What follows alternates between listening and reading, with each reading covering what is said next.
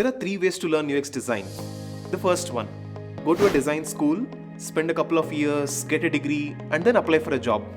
Second one, you explore it on your own, finding multiple resources online, all by yourself. I like this option a lot, but it's very time consuming and sometimes very lonely and frustrating. The third way is to learn by yourself, but with the help of a mentor.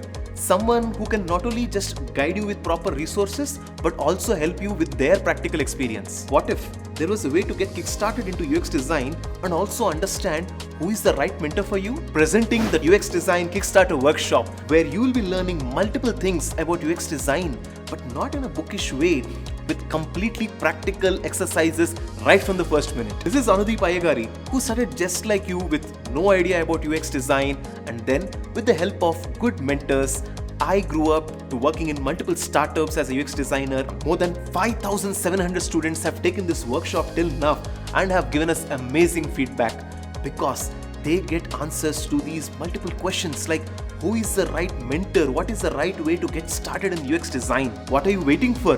I see that you're totally interested in learning UX design. There are limited seats, so click on the link and register right now.